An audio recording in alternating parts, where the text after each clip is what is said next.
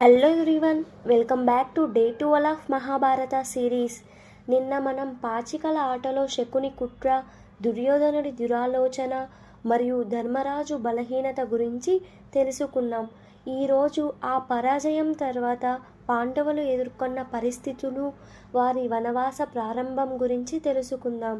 పరాజయం రోజు అయ్యో అన్నీ పోయాయి అని ధర్మరాజు నిట్టూర్చాడు.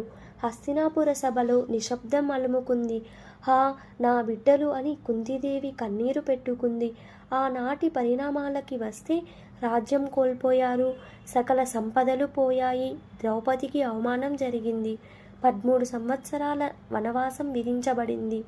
నిన్న జరిగిన పాచికల ఆటలో శకుని మోసం చేసి పాండవుల నుంచి అన్నీ గెలుచుకున్నాడు.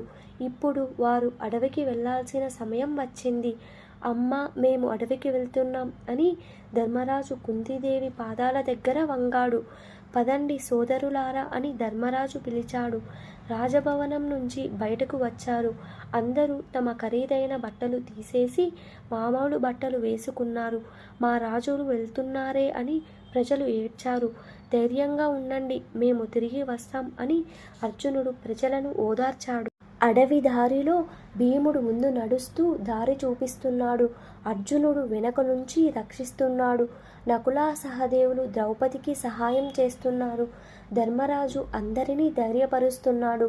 ఇక్కడ ఉందాం అని భీముడు ఒక పెద్ద చెట్టు కింద ఆగాడు. అక్కడే వారి కొత్త జీవితం మొదలైంది.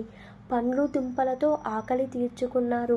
చెట్ల కింద నిద్రపోయారు. కలిసి కష్టాలు ఎదుర్కొన్నారు. ఒకరికొకరు సహాయం చేసుకున్నారు. మన కష్టాలు తీరే రోజు వస్తుంది అని ధర్మరాజు అన్నాడు.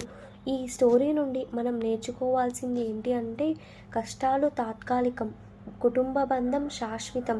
మీ జీవితంలో ఎదురైన కష్టాలను మీ కుటుంబ సభ్యులతో కలిసి ఎలా ఎదుర్కొన్నారు?